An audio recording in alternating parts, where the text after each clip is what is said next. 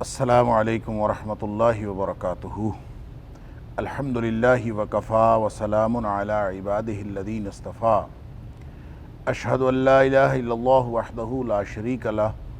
واشہد ان محمدا عبدہ ورسولہ صلی اللہ علیہ وآلہ وسلم۔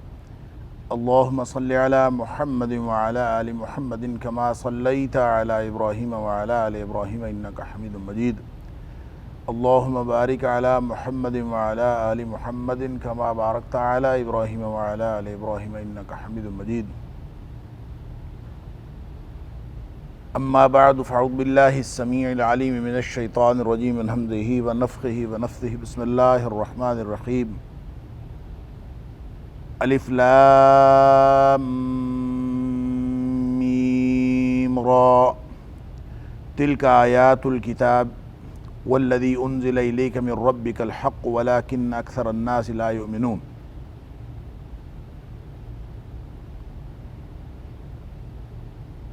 الف لام میم را یہ حروف مقطعات ہیں، اللہ ہی ان کا معنی جانتا ہے، اللہ اعلم بمرادہ۔ اس کے بارے میں بہت بات ہو چکی پہلے گزشتہ صورتوں کے ابتداء میں جو حروف مقطعات آئے تھے اس موقع پر۔ تلک آیات الکتابی اللہ کی کتاب کی آیتیں ہیں، والذی انزل الیک من ربک اور جو چیز آپ کی طرف نازل کی گئی ہے اے حبیب صلی اللہ علیہ وسلم آپ کے رب کی طرف سے وہ حق ہے، ولیکن اکثر الناس اور لیکن اکثریت لوگوں کی لا یؤمنون وہ ایمان نہیں لاتے۔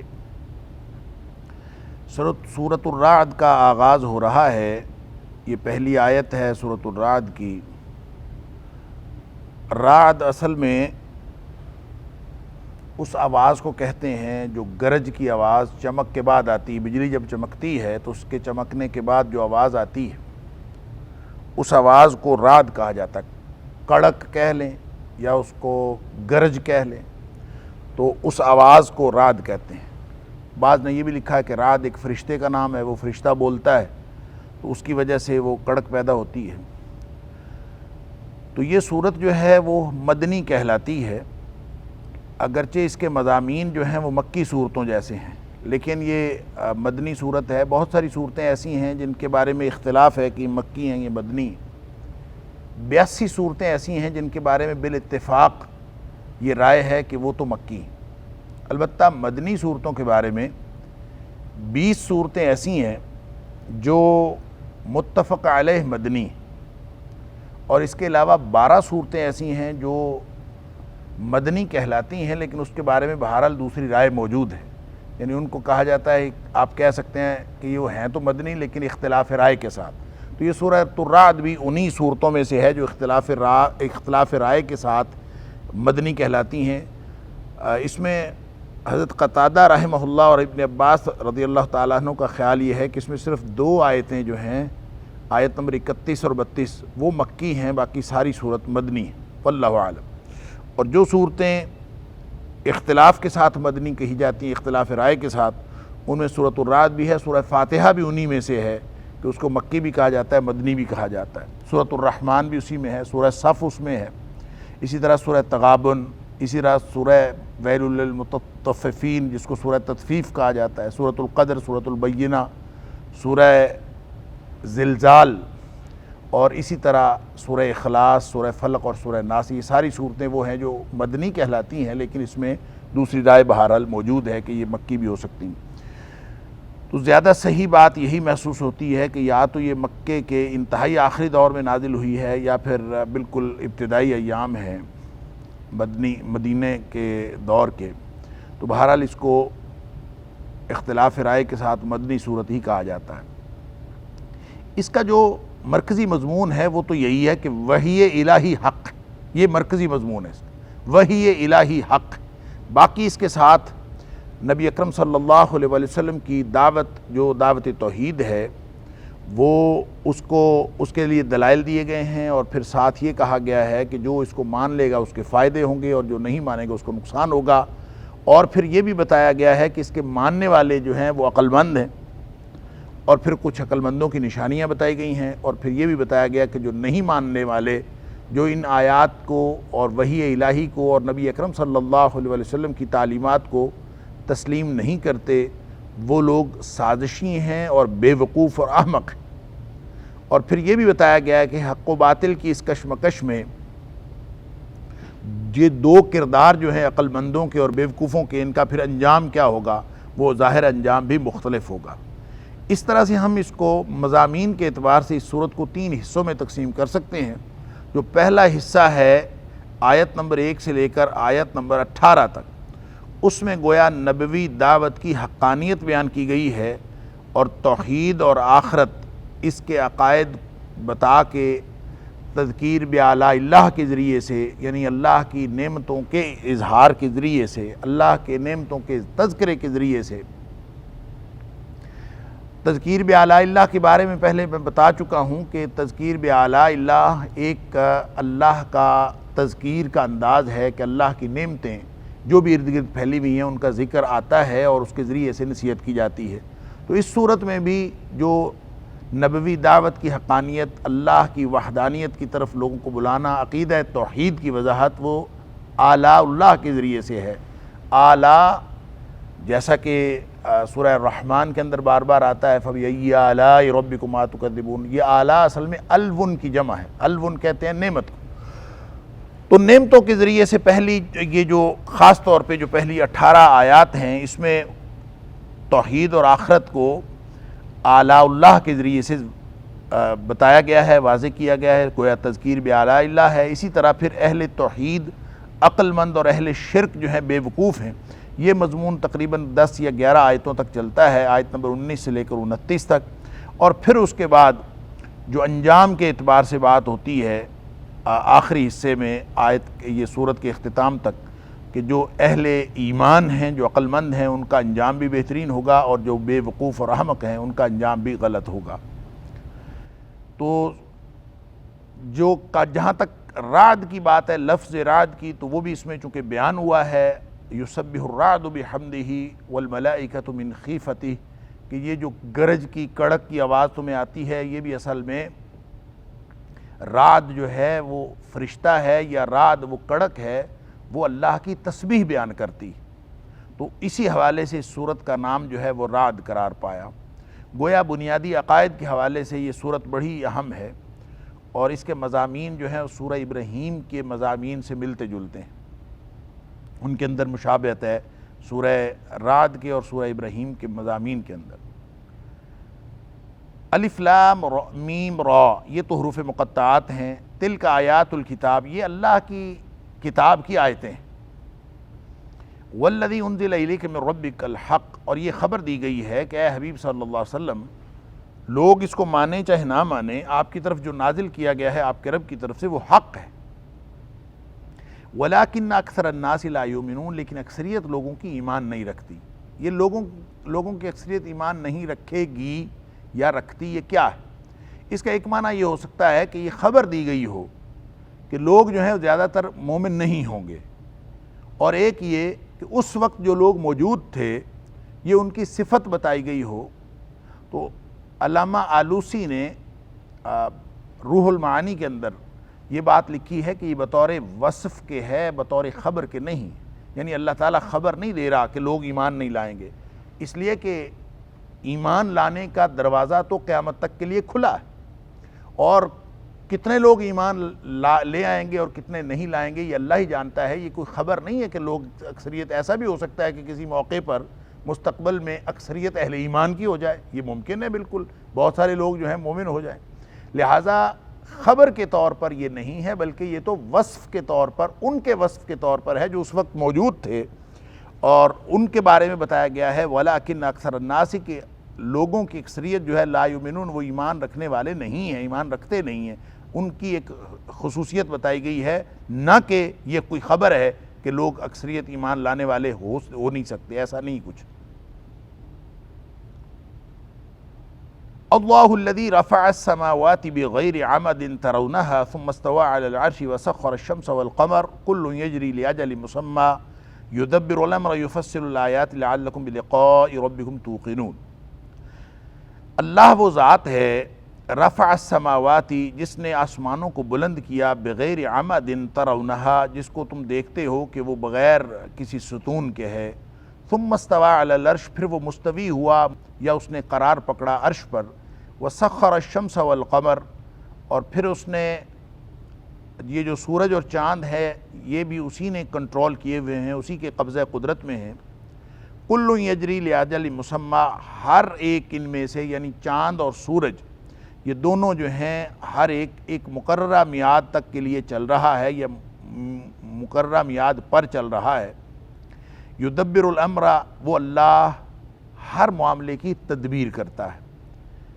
یفصل الآیات اور پھر وہ تفصیل بیان کرتا ہے آیتوں کی، کھول کھول کر بیان کرتا ہے، لعلکم بلقاء ربکم توقنون تاکہ تم اللہ سے ملاقات کے بارے میں،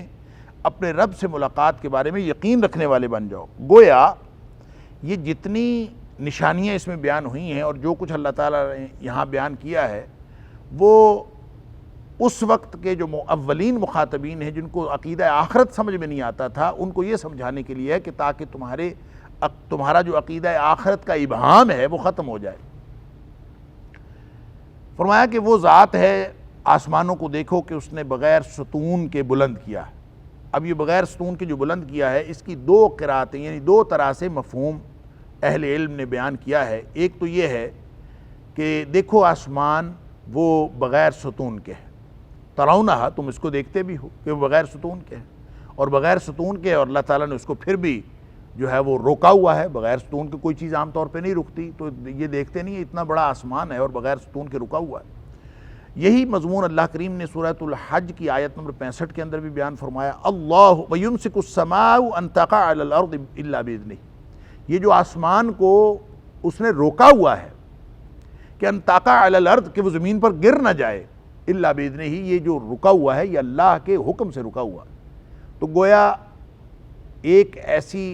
اس کو یہ کہنا چاہیے کہ ایک خبر ہے کہ یہ بغیر ستون کے یہ آسمان ہے، تم اس کو دیکھ رہے ہو۔ ایک معنی تو اس کا یہ ہے۔ دوسرا معنی اس کا یہ ہے کہ رفع السماوات بغیر عمد ترونہا تم اس کو دیکھتے ہو کہ وہ بغیر ستون کے ہے، یعنی تمہارا دیکھنا یہ ہے، تمہیں نظر نہیں آتا کہ اس کا کوئی ستون بھی ہے۔ اللہ نے اس کو روکا ہوا ہے، وہ کیسے وہ ہو سکتا ہے ستون کے ساتھ ہو، ستون ہو لیکن تمہیں نظر نہ آ رہے ہوں، اور یہ بھی ہو سکتا ہے جو یعنی اس صورت میں یہ ہوگا کہ ترونہا پہلے معنی کی صورت میں ترونہا بغیر عمد سے الگ پڑھا جائے گا، یعنی ہم یوں پڑھیں گے کہ رفع السماوات بغیر عمد اللہ نے آسمانوں کو بلند کیا بغیر ستون کے، ترونہا آپ ان کو دیکھتے ہیں کہ کوئی ستون نہیں، آپ کو کوئی ستون موجود نہیں آپ پاتے، تو واقعی ایسے ہی ہے، اللہ نے ایسے ہی بغیر ستون کے کیا۔ دوسرا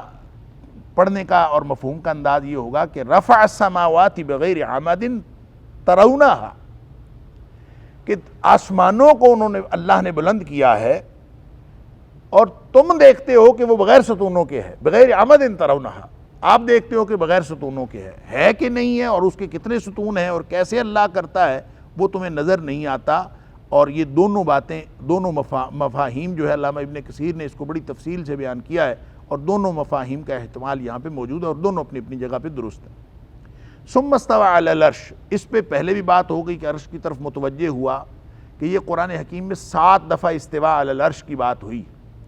7 دفعہ جو محدثین کا جو نقطہ نظر ہے، جو محدثین کا اصول ہے اور جو اسلاف کا اصول ہے وہ یہ کہ اللہ کے استواء کی جو تعویل ہے وہ نہیں کرنی چاہیے۔ یعنی استواء علی العرش کا کیا معنی ہے؟ کما ہوا شانہ، جس طرح اللہ کی شان ہے وہ اس پر قرار پکڑا، اس کی طرف متوجہ ہوا، اس کا کیا معنی ہے ہم اس کی کوئی کیفیت بیان نہیں کر سکتے، کوئی بات ہماری سمجھ میں نہیں آتی۔ جیسے امام مالک علیہ الرحمہ کا قول میں نے پہلے بھی عرض کیا تھا، الاستواء معلوم والکیف مجہول والایمان به واجب والسؤال عنہ بدعۃ، یعنی استوا یہ تو معلوم ہے، اللہ تعالیٰ نے بار بار قرآن میں کہا ہے، تو اس کا مطلب اللہ تعالیٰ مستوی تو ہوتا ہے، مستوی تو ہوا ہے، لیکن مستوی ہونے کا کیا مطلب ہے؟ والکیف مجہول، ہمیں معلوم نہیں ہے کہ اس کی کیفیت کیا ہے، کھڑا ہے، بیٹھا ہے، وہاں عرش کو لگ رہا ہے، نہیں لگ رہا، اس کے اوپر کیسی کیفیت ہے، کما ہوا شان ہو، اس لیے کہ ہم اس کا کوئی اندازہ نہیں کر سکتے، اس لیے کہ لیس کمثلہ شیء، اس جیسی کوئی چیز تو ہے نہیں۔ اگر ہم اس کے بیٹھنے کی بات کریں، اس کا بیٹھنا کوئی نہیں ہے، اگر ہم اس کو کھڑے ہونے کی بات کریں تو اس جیسا کھڑے ہونے کا کوئی تصور ممکن نہیں ہے۔ تو اللہ کی مثل چونکہ نہ کسی عمل میں، نہ اس کی ذات میں، نہ اس کی صفت میں، چونکہ مثل کوئی نہیں ہے، لیس کمثلہ شیء، اس جیسی کوئی چیز جب ہے ہی نہیں تو ہم کیسے اس کی کیفیت بیان کر سکتے ہیں؟ لہٰذا اس کی تعویل کرنا کہ اس سے مراد یہ ہے اور اس سے مراد یہ ہے، یہ تعویل کرنا درست نہیں ہے، اس لیے کہ اس کا مطلب یہ ہوگا کہ آپ اللہ تعالیٰ کی ذات کے بارے میں کسی تصور کی حد کے اندر اپنے آپ کو محدود کر رہے ہیں، لہٰذا اس کی ضرورت نہیں ہے۔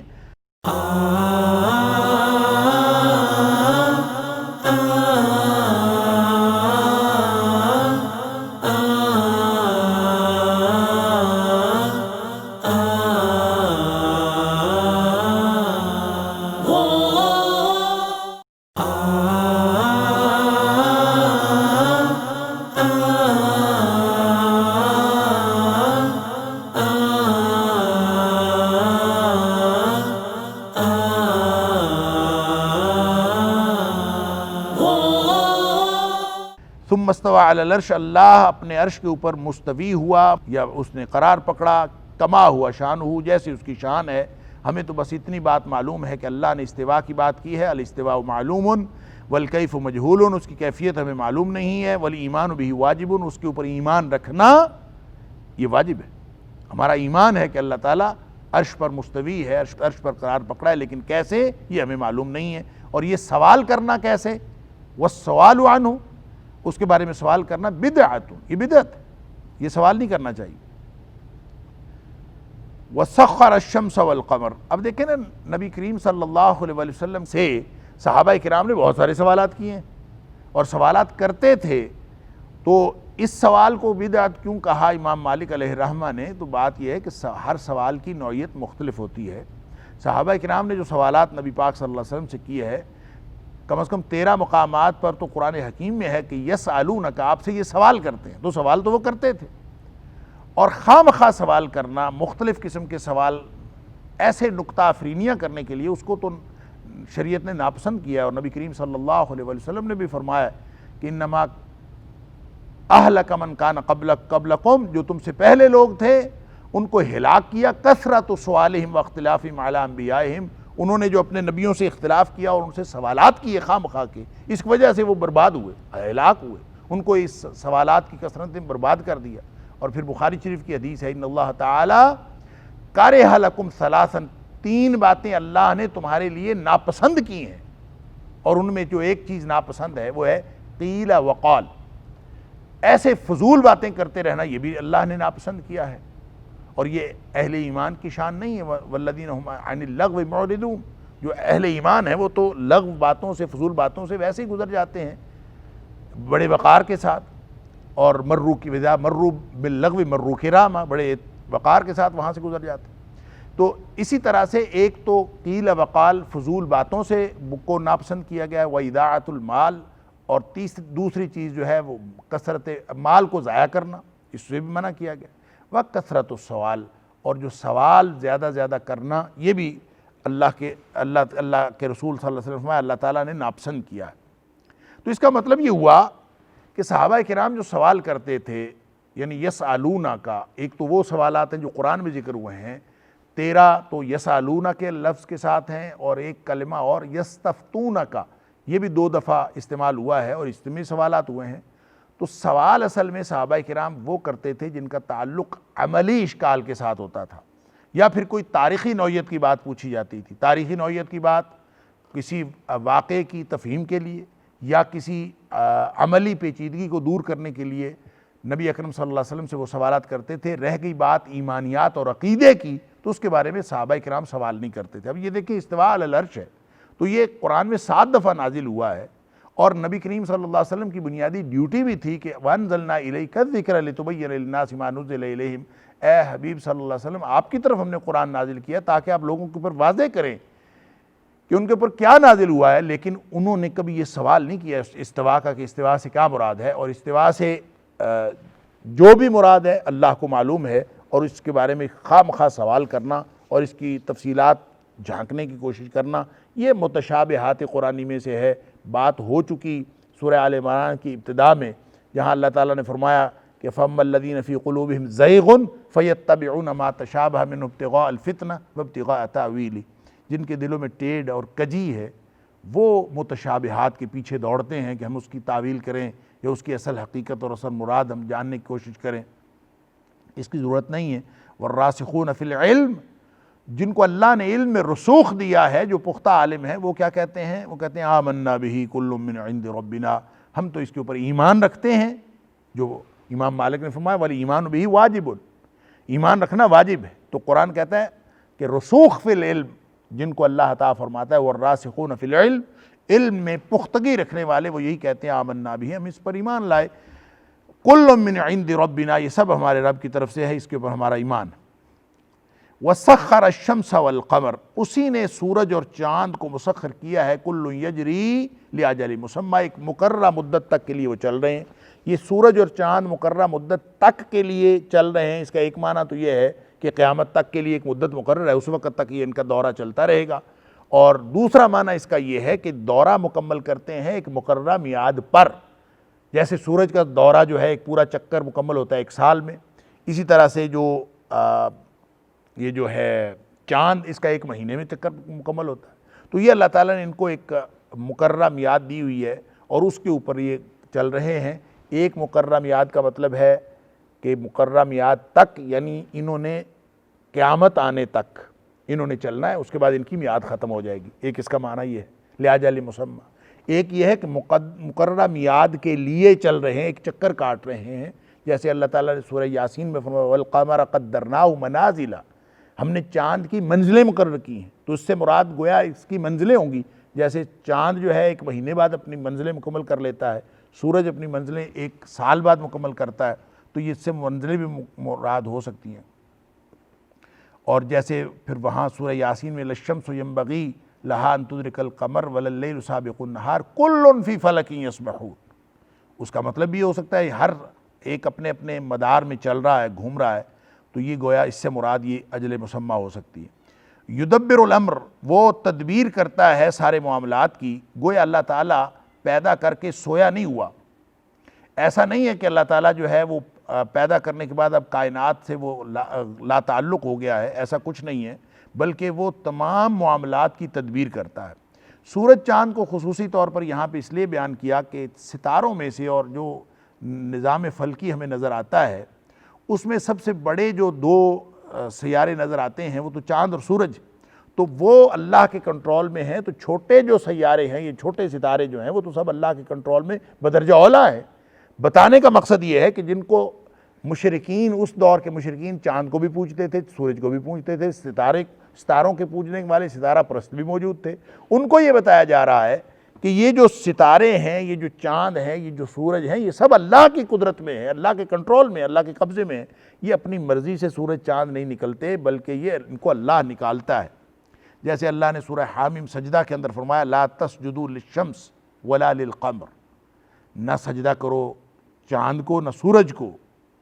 لا تسجدوا للشمس، نہ سورج کو سجدہ کرو، ولا للقمر، نہ ہی چاند کو سجدہ کرو، واسجدوا للہ الذی خلقہن ان کنتم ایاہ تعبدون، بلکہ اس کو سجدہ کرو جس نے ان کو پیدا کیا ہے، جو پیدا کرنے والا ہے اس کو۔ تو گویا مخلوق کی اویئرنیس دے کے خالق کی اویئرنیس دینا مقصود ہے، مخلوق کے ذریعے سے اللہ کا تعارف مقصود ہے کہ اللہ تعالیٰ کی معرفت حاصل کریں، اور وہ کیا ہے کہ وہ اللہ جو جس کے قبضہ قدرت میں یہ ساری کائنات ہے، وہ معاملات کی تدبیر بھی کر رہا ہے، اور تدبیر کیا ہے؟ ایسی تفصیل ہے اس تدبیر کی کہ کائنات کی کوئی ایک چیز بھی اپنی مرضی سے نہیں ہو رہی۔ یہ ان لوگوں کا جواب ہے گویا کہ جو یہ کہتے ہیں کہ یہ کائنات کے اندر ایک طبعی نظام چل رہا ہے، ایک سسٹم کے تحت کائنات چل رہی ہے، بس کچھ بھی نہیں ہے، اللہ تدبیر کرتا ہے۔ شاہ ولی اللہ علیہ الرحمہ نے اس تدبیر کا صفت تدبیر کی، اللہ کی جو صفت تدبیر ہے اس کی 4 جو ہیں وہ کیفیات بیان کی ہیں کہ اللہ تعالیٰ جب تدبیر کر رہا ہوتا ہے تو وہ اس کی 4 ڈائمنشنز ہیں، یعنی ہر وقت کوئی نہ کوئی عمل اس طرح سے ہو رہا ہوتا ہے اور اللہ تعالیٰ وہ کام کر رہا ہوتا ہے. جیسے سورہ الرحمن کے اندر فرمایا کل یوم هو فی شأن، اللہ تعالیٰ ہر روز کسی معاملے میں ہوتا ہے. اللہ تعالیٰ اس پوری کائنات پہ نگاہ رکھے ہوئے ہے. ان اللہ کان علیکم رقیبا، اللہ مانیٹر بھی کر رہا ہے، نگرانی بھی کر رہا ہے اور مہیمن بھی ہے، اس کا نگران بھی ہے. اور وہ ساتھ ہی ساتھ ہر روز ہر معاملے میں. تو شاہ ولی اللہ علیہ الرحمہ نے اس کو صفت تدبیر کو 4 حصوں میں یوں تقسیم کیا. وہ کہتے ہیں کہ اللہ تعالیٰ کی صفت تدبیر 4 طرح سے وہ ظاہر ہوتی ہے. صفت ابداع، صفت تخلیق، صفت قبض اور صفت بسط. وہ کہتے ہیں کہ بعض چیزیں ابداع کر رہا ہوتا ہے اللہ، ابداع کر رہا. ابداع کا مطلب ہوتا ہے کہ کوئی ایسی چیز پیدا کرنا جس کا کوئی خام مواد بھی پہلے موجود نہیں ہے. اللہ تعالیٰ وہ چیزیں پیدا کر رہا ہے. کتنی نئی چیزیں دنیا میں وجود پذیر ہو رہی ہیں، اللہ اکبر. اور پھر یہ جو کائنات وسعت پذیر ہے، کائنات نئی نئی بنتی جا رہی ہے. اور سائنسدان بھی کہتے ہیں کہ ہم موجود کائنات کو ہم ایکسپلور نہیں کر سکے اور یہ بڑھتی جا رہی ہے. اور اللہ تعالیٰ نے سورہ ذاریات میں فرمایا اِنَّا لَمُوسِعُونَ، اس کو ہم توسیع دیتے چلے جا رہے ہیں، یہ بڑھتی چلی جا رہی. تو اللہ تعالیٰ کی صفت ابداع سے بھی توسیع ہو رہی ہے کہ نئی نئی چیزیں جس کا پہلے کوئی نمونہ، کوئی مثال، کوئی خام مواد، کوئی چیز بھی موجود نہیں، عدم سے وہ وجود پذیر کر رہا ہے. نئی نئی چیزیں بن رہی ہیں اور کائنات بڑھتی چلی جا رہی ہے. اور جیسے اقبال نے کہا تھا کہ یہ کائنات ابھی ناتمام ہے شاید، کہ آ رہی ہے دمادم صدائے کن فیکون، کہ وہ کہتا جا رہا ہے کن اور کائنات بنتی چلی جا رہی ہے. تو ایک صفت ابداع کے ذریعے سے تدبیر کا اظہار ہو رہا ہے بقول شاہ ولی اللہ، اور ایک صفت تخلیق ہے اللہ کی کہ اللہ نئی نئی چیزیں پیدا کر رہا ہے. اور صفت تخلیق ایک عمومی صفت ہے اللہ تعالیٰ کی جو فاطر کو بھی اور بدیع ہونے کو بھی اور ہر صفت کو وہ محیط ہے، یعنی سب کا احاطہ کرتی کہ اللہ تعالیٰ نئی چیزیں پیدا کرتا ہے. بعض چیزیں ایسی ہیں جو بالکل بغیر خام مواد کے اور بغیر کسی چیز کے وہ نئی پیدا کرتا ہے، وہ صفت ابداع ہے. اور ایک پیدا کرنے کی یعنی تشکیل دینا بھی ہے، پہلے سے جو موجود مواد ہے اسی میں سے اللہ تعالیٰ پیدا کر رہا ہے. یہ بھی اللہ تعالیٰ کی صفت تخلیق ہے. اللہ تعالیٰ انسان کو پیدا کرتا ہے، ماں باپ پہلے موجود ہیں، پھر ان کے ماں باپ موجود ہیں، اماں حوا اور بابا آدم علیہ السلام سے لے کر یہ پورا سلسلہ تناسل شروع کیا ہے، یہ بھی اس کی تخلیق ہے. تو بالواسطہ تخلیق ہو یا بلا واسطہ تخلیق ہو، تو بغیر خام مواد کے تخلیق و عدم سے وجود پذیر کرنا ہو یا پہلے سے موجود مواد میں سے نئی دنیا پیدا کرنی ہو، نئے وجود پیدا کرنے ہوں، اللہ تعالیٰ تدبیر کا یہ دونوں مظاہر اللہ کی تدبیر کے اس دنیا میں ہر وقت جاری و ساری. 2 باتیں اور ہیں جو صفت تدبیر میں شاہ ولی اللہ لکھی، ایک قبض ہے اور ایک بسط. قبض اور بسط ویسے تو یہ قرآن حکیم میں استعمال ہوا ہے، یعنی قبض اور بسط رزق کی کشادگی اور رزق کے تنگ کرنے کے لیے. قبض کا مطلب ہے کسی چیز کو لپیٹ دینا، اس کو پکڑ لینا. بسط کا مطلب کسی چیز کو کشادہ کر دینا. تو صفت تدبیر اللہ کی یہ ہے کہ کسی چیز میں وہ صلاحیت پیدا کر کے تدبیر کر رہا ہے اور کسی چیز میں صلاحیت چھین کے وہ تدبیر کر رہا ہے. جو آگ نے نہیں جلایا وہ اللہ کی صفت قبض کا ظہور ہوا تھا کہ آگ کا کام جلانا ہے، وہ بھی اللہ کے حکم سے جلاتی ہے، لیکن جب اللہ چاہے تو اس کو قبض کر لے، اس کی ساری صلاحیت جو ہے وہ قبض ہوگی اور وہ نہیں جلا سکی. اللہ اکبر. تو اسی طرح اللہ تعالیٰ قبض کے علاوہ بسط صلاحیتیں پیدا کر کے کھول کے، تو یوں کسی چیز کے اندر صلاحیت نہ ہو اور اللہ اس میں پیدا کر دے، کسی میں صلاحیت نہ ہو پہلے سے ہو اور اللہ تعالیٰ اس صلاحیت کو چھین لے. جیسے حدیث میں آتا ہے کہ مہدی جس دن ظاہر ہوں گے یصلحہ اللہ فی لیلۃ، اللہ اس کو ایک ہی رات میں صلاحیتیں عطا کر دے گا. یعنی وہ غیر معمولی شخصیت اس سے پہلے نہیں ہوں گے، لیکن اس دن اللہ تعالیٰ یصلح اللہ فی لیلۃ ایک ہی رات میں پیدا کر دے. یہ اللہ کی صفت بسط ہے. وہ کسی بھی نکمے کے اندر صلاحیت پیدا کر دے، اللہ تدبیر کرتا ہے. اور کسی باصلاحیت کی صلاحیت چھین لے، یہ بھی اس کے ہاتھ میں ہے. کسی عزت والے کی عزت چھین لے، کسی عزت والے جس کی پہلے عزت نہیں، ذلت والے کو عزت عطا فرما دے، کسی بادشاہ کو وہ فقیر کر دے، کسی فقیر کو وہ بادشاہ کر دے. یہ دراصل اللہ کی صفت قبض و بسط کا اظہار ہوتا رہتا ہے. اللہ تعالیٰ کسی چیز میں صلاحیت پیدا کرتا ہے اور کسی چیز میں. خنجر نہیں کاٹتا خنجر کی کاٹ اللہ کے ہاتھ میں ہے، اللہ تعالیٰ اس میں یہ صلاحیت پیدا کرے تو وہ کاٹتا ہے۔ جیسے دجال کے بارے میں آتا ہے کہ دجال جو ہے وہ جب یہ مظاہرہ کرے گا کہ میں لوگوں کی زندگیوں کا مالک ہوں تو وہ لوگوں کو لائے گا، ان کو قتل کرے گا، قتل کر کے بالکل درمیان میں سے ٹکڑے کر کے ایک آدمی کو 2 حصوں میں تقسیم کر دے گا، پھر دوبارہ جوڑے گا، پھر دوبارہ جوڑ کے جو شخص اس کو مان نہیں رہا ہوگا اس کو دوبارہ جوڑے گا، پھر زندہ کرے گا اور زندہ کر کے اس کو کہے گا اب بتا تو میری قدرت کا قائل ہوا ہے کہ نہیں ہوا؟ وہ کہے گا کہ مجھے اب یقین ہو گیا ہے کہ تو دجال ہے اور اللہ کا دشمن ہے، یعنی پہلے بھی یقین تھا اب تو اور زیادہ یقین ہو گیا، تو یہ پھر اس کو قتل کرنا چاہے گا۔ حدیث میں آتا ہے کہ یہ دوبارہ اس کو قتل کرنا چاہے گا تو پھر اس کو قتل نہیں کر سکے گا۔ اب گویا جب اس کو قتل کیا تو اللہ کی صفت بست کا اظہار ہو رہا تھا، وہ بھی اللہ کی تدبیر تھی، اور جب اس کو قتل کرنے کی صلاحیت ختم ہو گئی اس کے ہاتھ سے تو وہ اللہ تعالیٰ کی صفت قبض کا اظہار ہوا۔ بہرحال اس کی بے شمار مثالیں ہیں، دنیا میں کسی چیز کے اندر صلاحیت پیدا ہو رہی ہوتی ہے، کسی کی صلاحیت رک رہی ہوتی ہے، ہر چیز میں اللہ تدبیر کر رہا ہوتا ہے۔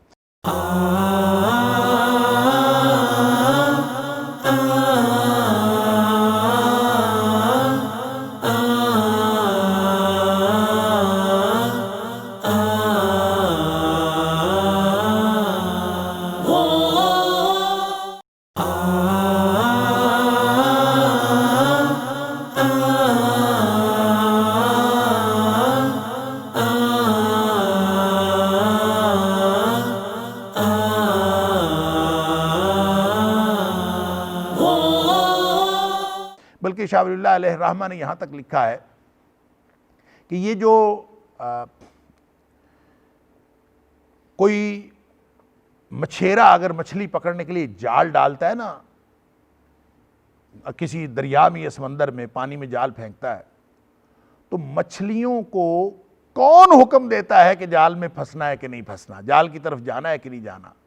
اور شاہ ولی اللہ کہتے ہیں کہ وہ فرشتوں کی ڈیوٹیاں اللہ لگاتا ہے، فرشتے جا کے ایک ایک مچھلی کے ساتھ، اللہ کے فرشتوں کی تو تعداد پتہ ہی نہیں ہے، اللہ کے علاوہ کوئی نہیں جانتا کتنے،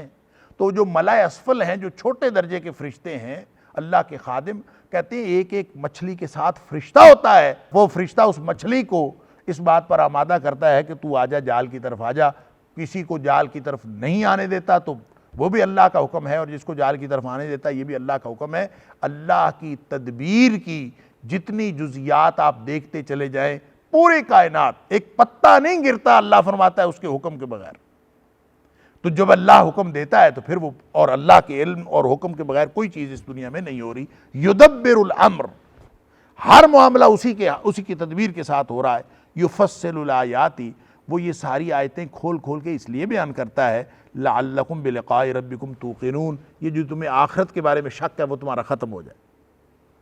لعلکم، تاکہ تم بلقاء ربکم، اپنے رب سے جو تمہاری ملاقات ہے، توقنون، اس کا یقین کرنے لگو، یعنی تمہیں آخرت کا یقین آ جائے۔ یہی وہ یقین تھا جو کفار مکہ کو نہیں آتا تھا، اور ہمیشہ یہی سوال کرتے تھے اَإِذَا مِتْنَا وَكُنَّا تُرَابًا ذَلِكَ رَجْعٌ بَعِيدٌ، جب ہم مر گئے، مٹی ہو گئے، ختم ہو گئے، دوبارہ کون زندہ کرے گا، دوبارہ کوئی زندہ کرے گا، یہ بات سمجھ میں نہیں آتی۔ اللہ مَن يُحْيِي الْعِظَامَ وَهِيَ رَمِيمٌ، ہڈیاں گل سڑ جائیں گی، کون زندہ کرے گا؟ اللہ اکبر، اس طرح کے سوالات وہ اٹھاتے تھے۔ تو گویا یہ اللہ تعالیٰ نے جو نشانیاں بیان کی ہیں وہ ان کو یہ معرفت دینے کے لیے کہ تھوڑی سی اگر وہ تفکر کی قوت کو استعمال کریں، اللہ تعالیٰ کی دی ہوئی عقل کو استعمال کریں تو ان کو یہ بات سمجھ میں آ سکتی ہے۔ وَهُوَ الَّذِي مَدَّ الْأَرْضَ وَجَعَلَ فِيهَا رَوَاسِيَ وَأَنْهَارًا، اسی نے زمین بچھائی، وَهُوَ الَّذِي مَدَّ الْأَرْض، اسی نے بچھائی زمین، وَجَعَلَ یعنی چپٹی بنائی ہے تاکہ تم اس کے اوپر رہ سکو، وَجَعَلَ فِيهَا رَوَاسِيَ وَأَنْهَارًا، اور اس میں پہاڑ بھی بنائے اور دریا بھی بنائے، وَجَعَلَ فِيهَا رَوَاسِيَ وَأَنْهَارًا، یہ ویسے تو پوری جو پہلے آسمانوں کی مخلوق کی بات کی ہے، اب اس کے بعد زمین کی مخلوق کی بات کی ہے کہ زمین کو بچھایا، عالم علوی اور عالم سفلی، اوپر والا جہان اور نیچے والا جہان، تو یہاں نیچے والے جہان کی بات ہے۔ وہ الذی مد الارض، زمین کو دیکھو جو تمہیں نظر آ رہی ہے، اس کو کس نے بچھونا اور قابل رہائش کس نے بنایا ہے؟ وجعل فیہا رواسیہ، اس میں پہاڑ گاڑے ہیں جو اس کو ہلنے سے بچاتے ہیں۔ دوسری جگہ بتایا ان تمید بکم، کہیں یہ زمین جو ہے یہ پہاڑ اس لیے بنائے وَجَعَلَ لَكُمُ الرَّوَاسِيَ، زمین میں جو پہاڑ بنائے ہیں اللہ تعالیٰ فرماتا ہے أَن تَمِيدَ بِكُمْ، کہیں ایسا نہ ہو کہ یہ زمین جو ہے وہ کسی وزن سے ایک طرف کو جھک جائے، یعنی ایشیا کی آبادی زیادہ ہے اور باقی بر اعظموں کی آبادی کم ہے، تو کہیں آبادی زیادہ ہو جائے اور وزن زیادہ ہونے سے جھکنا پڑے، تو اللہ تعالیٰ نے یہ جو پہاڑ گاڑ دیے ہیں اس کا بیلنس قائم کرنے کے لیے رکھے۔ ساتھ فرما دیے وانہار، اور دریا بھی، چونکہ دریا اور پہاڑ ان کا بڑا چولی دامن کا ساتھ ہے، جہاں دریا ہوتے ہیں وہ عام طور پہ پہاڑوں کے سے ہی ان کا منبع نکلتا ہے، اور اس لیے ان کے ساتھ ان کا ذکر کر دیا۔ وَمِن كُلِّ الثَّمَرَاتِ، اور پھر ہر طرح کے پھل بھی اللہ تعالیٰ نے تمہیں عطا فرمائے، جَعَلَ فِيهَا، جو اس نے اس میں سے بنائے، زَوْجَيْنِ اثْنَيْن، ایسے ایسے پھل تمہارے لیے اللہ نے بنائے اس زمین میں، زَوْجَيْنِ اثْنَيْن، جو جوڑے ہیں دوہرے دوہرے، زوجین جوڑے ہیں، اثنین دوہرے دوہرے۔ دوہرے جوڑے سے کیا مراد ہے؟ اس سے یہ بھی مراد ہے کہ ملتے جلتے پھل ہیں، ایک پھل جیسا دوسرا پھل ہو سکتا ہے، یہ بھی اس کا جوڑے کا مراد ہو سکتی ہے، اور اسی طرح اس جوڑے سے مراد مذکر و مؤنث کا جوڑا بھی ہو سکتا ہے۔ اب تو میڈیکل سائنس اور یہ جو باٹنی کی سائنس ہے، بیسک سائنسز، انہوں نے ثابت کر دیا ہے کہ یہ جو پھل ہوتے ہیں ان کے اندر بھی مذکر و مؤنث ہوتا ہے۔ اللہ تعالیٰ نے جو دنیا میں کھانے کی چیزیں بنائی ہیں ان میں ایک مذکر ہوتا ہے، ایک مؤنث ہوتا ہے، اسی لیے اللہ تعالیٰ نے سورہ ذاریات میں فرمایا وَمِن كُلِّ شَيْءٍ خَلَقْنَا زَوْجَيْن لَعَلَّكُمْ تَذَكَّرُونَ، ہر چیز کا ہم نے جوڑا بنایا، یعنی کائنات میں ہر چیز کا اللہ نے جوڑا بنایا، صرف پھلوں کا نہیں، ہر چیز کا جوڑا ہے۔ اور جوڑا کیسے ہے؟ ایک تو تذکیر و تانیث کا جوڑا ہو سکتا ہے، مذکر مؤنث کا، پھلوں کے اندر بھی، دیگر چیزوں میں، یا پھر تضادات کے جوڑے، یعنی جس کو آپ کہہ لیں گے کہ کوانٹٹی کے اعتبار سے یا کوالٹی کے اعتبار سے، کیفیت کے اعتبار سے، اور اسی طرح سے رنگ کے اعتبار سے، ذائقے کے اعتبار سے یہ جوڑے ہو سکتے ہیں، جس کو کہتے ہیں کم و کیف یا طعم و لون کے اعتبار سے۔ رنگ مختلف ہو سکتے ہیں، ذائقے مختلف ہو سکتے ہیں، اسی طرح کیفیت ان کی مختلف ہو سکتی ہے، ان کی مقدار مختلف ہو سکتی ہے، کوئی چیز ایک ہو، کوئی چیز کئی ہوں، کوئی چیز جو ہے وہ سیاہ ہو، کوئی چیز سفید ہو، کوئی چیز گرم ہو، کوئی چیز سرد ہو، اسی طرح کوئی چیز میٹھی ہو، کوئی چیز کڑوی ہو، کوئی چیز ترش ہو۔ یہ اللہ تعالیٰ نے مختلف جو ذائقے بنائے ہیں، تو ان کے اعتبار سے بھی یہ جوڑے ہیں، تضادات کے جوڑے، کم و کیف اور طعم و لون کا فرق بھی ہو سکتا ہے۔ تو بہرحال یہ اللہ تعالیٰ نے پوری کائنات کے اندر ہر چیز کا جو تضادات کا جوڑا موجود ہے، دن ہے تو پھر اس کے مقابلے میں رات ہے، روشنی ہے تو اس کے مقابلے میں اندھیرا ہے، اقلیت ہے تو اس کے مقابلے میں اکثریت ہے، اس طرح سے آپ کو ہر چیز کا سیاہ ہے تو اس کے مقابلے میں سفید ہے، اسی طرح سے گرم ہے تو سرد ہے، ہر چیز کے جوڑے موجود ہیں۔ تو جب آپ پھلوں کی بات کریں تو میٹھا کڑوے کی بات ہو سکتی ہے، تلخ ترش کی بات ہو سکتی ہے، واللہ اعلم۔ یغشی اللیل النہار، ڈھانپتا ہے وہ رات کو دن سے، یعنی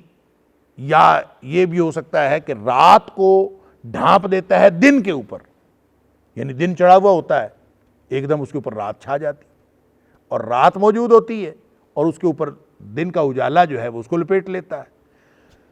سبحان اللہ، ان فی ذلک لآیات لقوم یتفکرون، غور و فکر کرنے والی قوم کے لیے یہ ساری کائنات کے ارد گرد جو ہے وہ نشانیاں پھیلی ہوئی ہیں۔ سبحان اللہ۔ امام راضی کہتے ہیں کہ جب بھی عالم سفلی کی بات ہوتی ہے، یعنی زمین کی جتنی بھی نعمتیں ہیں ان کی جب بھی بات ہوتی ہے تو اس کے آخر پہ کم و بیش یہی جملہ اللہ کریم ارشاد فرماتے ہیں کہ ان فی ذلک لآیات لقوم یتفکرون، غور و فکر تو کرو، تمہاری ارد گرد پھیلی ہوئی کائنات میں نشانیاں کتنی ہیں۔ یہ وہی نشانیاں ہیں جن کے بارے میں پیچھے ہم سورہ یوسف کے اندر پڑھا ہے کہ اللہ تعالیٰ نے فرمایا وَکَأَیٍّ مِّنْ آیَةٍ فِی السَّمَاوَاتِ وَالْأَرْضِ یَمُرُّونَ عَلَیہا، کتنی ہی نشانیاں ہیں جو زمین و آسمان کی، یمرون علیہا، ان پر ہر روز گزرتے ہیں، وہم عنہا موردون، لیکن یہ منہ پھیر کے گزر جاتے ہیں، اس کی طرف توجہ ہی نہیں کرتے۔ اللہ اکبر۔ تو یہی بات چند زمین کی نشانیاں بتا کے فرمایا ان فی ذلک لآیات لقوم یتفکرون، غور و فکر کریں تو اس میں بڑی نشانیاں ہیں۔ وفی الارض، اور زمین میں ایک اور بھی توجہ دلائی کہ اس کی طرف بھی دیکھو، قطع متجاورات، کہ زمین میں ایسے ٹکڑے ہیں زمین کے، متجاورات جو باہم متصل ہیں. متجاورات متجاور سے ہے، متجاور کا مطلب جو ایک دوسرے کے پڑوس میں ہیں، ساتھ ہیں، متصل ہیں. جار پڑوسی کو کہتے ہیں نا، جاورا، جس نے جو پڑوس میں ہو، ساتھ ملا ہوا ہو. تو متجاورات سے مراد، قطعن سے مراد ٹکڑے زمین کے، متجاورات سے مراد جڑے ہوئے آپس میں، یعنی ایک ایکڑ یہاں ہے اور ساتھ دوسرا ایکڑ ہے، اس ایکڑ میں اور طرح کی کھیتی ہے، اس ایکڑ میں اور طرح کی کھیتی ہے. یہاں پہ جو ہے وہ گندم لگی ہوئی ہے، ادھر مکی لگی ہوئی ہے، ادھر چارہ لگا ہوا ہے، ادھر باغ لگا ہوا ہے. یعنی ملے ہوئے قطعات ہیں آپس میں، زمین کے ٹکڑے باہم متصل ہیں، لیکن اس کے اندر جو اللہ تعالیٰ نے باغات لگائے ہوئے ہیں وہ سارے مختلف ہیں. کسی میں آپ کو کیلے کا باغ مل جاتا ہے، کسی میں آپ کو کنوں کا باغ مل جاتا ہے، کسی میں کوئی درخت ہیں، کسی میں امرود کا باغ مل جاتا ہے. یہ ہیں اکٹھے ہی قطعن، متجاورات، ملے ہوئے ٹکڑے ہیں، آپس میں متصل ہیں، لیکن اس کے اندر جو باغات کی کیفیت ہے وہ مختلف ہے. وَجَنَّاتٌ مِّنْ أَعْنَابٍ، اس میں کہیں دیکھتے ہیں آپ باغات ہیں انگوروں کے، وَزَرْعٌ، اور کہیں پہ کھیتیاں ہیں، مختلف قسم کی فصلیں اس پہ اگائی ہوئی ہیں. وَنَخِيلٌ، کہیں پہ کھجوروں کے درخت ہیں، اور کھجور بھی ایسی، کھجوروں کے درخت بھی فرمایا سنوان وغیر سنوان، ایسی کھجوریں بھی ہیں جن کے تنے باہم ملے ہوئے ہیں، اور ایسی کھجوریں بھی ہیں جن کے تنے باہم نہیں ملے ہوئے. سنوان اصل میں سنو کی جمع ہے، سنو، اور سنو اصل میں کہتے ہیں اس شاخ کو جو کھجور کی جڑ سے شاخیں نکلتی ہیں، اس میں سے ایک شاخ کو سنو کہتے ہیں، جو مختلف شاخیں نکلی ہوتی ہیں. تو سنوان اس کی جمع ہے، سے مراد یہ ہوگا کہ شاخوں والی کھجوریں اور بغیر شاخوں کی کھجوریں، یعنی وہ کھجوریں جن کے تنے باہم ملے ہوئے ہیں، اور وہ کھجوریں جن کے تنے باہم نہیں ملے ہوئے. الگ الگ درخت ہیں، یہ بھی ہو سکتا ہے، اور نیچے سے تنے ملے ہوئے وہ بھی ہو سکتا ہے. یہ سب کچھ اللہ تعالیٰ نے مختلف قسم کی نشانیوں کے طور پر یہاں بیان فرمایا. اب یہ جو کھجوروں کے درخت ہیں وہ ہوں یا کھیتیاں ہوں یا انگوروں کے باغ ہوں، یہ جتنے بھی پھلوں کے باغات ہیں، یسقا بماء واحد، ان کو جب آپ پانی دیتے ہو تو ایک ہی پانی دیتے ہو نا. یسقا بماء واحد، اللہ اکبر. جن کو اللہ کی یہ نشانیاں دیکھ کر بھی اللہ تعالیٰ کی معرفت حاصل نہیں ہوتی، اللہ اکبر، اور اللہ تعالیٰ کی توحید کی طرف توجہ نہیں آتی، جن کو توحید پر ایمان کامل نہیں ہوتا، اللہ، وہ واقعی محروم لوگ. اسی لیے فرمایا کہ لہم قلوب لا یفقہون بہا ولہم آذان لا یسمعون بہا ولہم اعین لا یبصرون بہا، کہ ان کے دل ہیں اور سمجھتے نہیں ہیں، ان کی آنکھیں ان سے دیکھتے نہیں ہیں، ان کے پاس کان ہیں ان سے سنتے نہیں ہیں. لہذا فرمایا یسقا بماء واحد. اب دیکھیں اس میں پانی جو ہے وہ مختلف، ایک ہی پانی دیا جاتا ہے. یسقا، ان کو سیراب کیا جاتا ہے، بماء واحد، ایک ہی قسم کا پانی ہے، وہی کھجوریں ہیں، وہی زمین ہے، وہی پھل ہیں، اور اسی پہ ملے ہوئے باہم ٹکڑے ہیں زمین کے، اس کی ایک جیسا پانی دیا جا رہا ہے. اللہ اکبر. وَنُفَضِّلُ بَعْدَهَا عَلَى بَعْدٍ فِي الْأُكُلِ، لیکن آپ اس پھل کا جو مزہ دیکھتے ہیں تو ہر ایک کا مختلف ہے. کھجور کا مزہ امرود سے نہیں ملتا، امرود کا مزہ انگور سے نہیں ملتا. اللہ اکبر. اور پھر اسی طرح سے مختلف فصلیں، ہر ایک کی نوعیت مختلف، اس کا پھل مختلف ہے. زمین وہی ہے، پانی وہی لگایا جا رہا ہے، بلکہ اب تو جو جدید ذرائع جو کھاد وغیرہ دی جا رہی وہ بھی وہی ہے،